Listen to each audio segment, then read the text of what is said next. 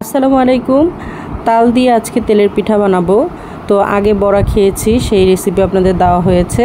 এখন আমি তেলের পিঠার মতো করে বানিয়ে নিচ্ছি। চালের গুঁড়া নিয়েছি ময়দা, তারপরে চিনি পরিমাণ মতো, লবণ।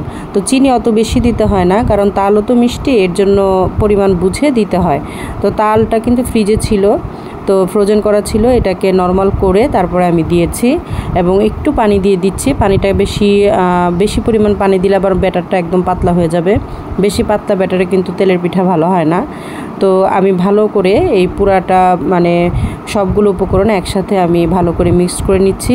যেহেতু ফ্রিজে থাকা উপকরণই এখানে বেশি, আমি চালের গুঁড়াটাও কিন্তু ফ্রিজ থেকেই নামিয়ে রেখেছিলাম, নরমাল হওয়ার পরে বানাচ্ছি। তো এক্ষেত্রে কিন্তু আমার ব্যাটারটা খুব মসৃণ হতে হবে। বড়া করার ক্ষেত্রে কিন্তু, বড়া বানানোর ক্ষেত্রে কিন্তু ব্যাটারের নিয়ে এত টেনশন করতে হয় না, কিন্তু যেহেতু এটা তাল দিয়ে তেলের পিঠা হবে, তা না হলে ঠিকঠাক মতো যদি আমার ব্যাটারটা না হয় মসৃণ, সেক্ষেত্রে কিন্তু আমার তালের পিঠাগুলো ফুলবে না এবং খেতে ভালো লাগবে না। তো প্রথমে তেলটা গরম করে নিলাম। তো তেল কিন্তু খুব বেশি গরম করা যাবে না, অতিরিক্ত গরম হয়ে গেলে কিন্তু আবার পিঠা ভিতরে কাঁচা থেকে যাবে, উপরে হয়ে যাবে।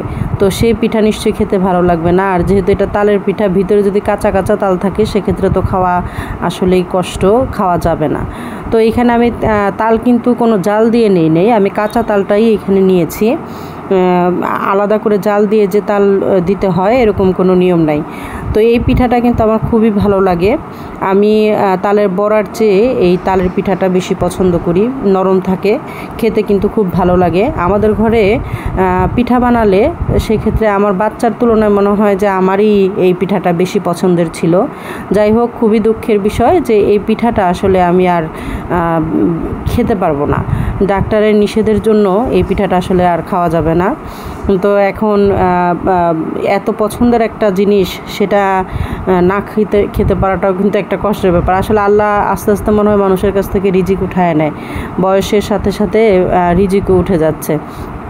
তো যাই হোক, এই পিঠাটা আপনারা ইচ্ছা করলে ছোট ছোট বাচ্চাদের জন্য এভাবে পিঠা বানাতে পারেন, তেলের পিঠাটা। এতে ওরা তালটাও খেতে পারছে, একটা পুষ্টিকর ফল, সাথে আবার নরম থাকে, সেক্ষেত্রে বাচ্চাদের খেতে খুবই ভালো লাগে। তো এইভাবে আমি প্রত্যেকটা পিঠা আসলে ধৈর্য সহকারে, পিঠা বানাতে আসলে ধৈর্যের দরকার। আপনি যদি তাড়াহুড়া করতে যান তাহলে কিন্তু পিঠা ভালো হবে না। আর সেটা যদি এরকম তেলের পিঠা জাতীয় জিনিস হয়, সেক্ষেত্রে তো আরও হবে না। একটা নির্দিষ্ট সময় পর্যন্ত কিন্তু আপনাকে ফুলতে দিতে হবে পিঠাটা, তারপরে আপনাকে উল্টাতে হবে।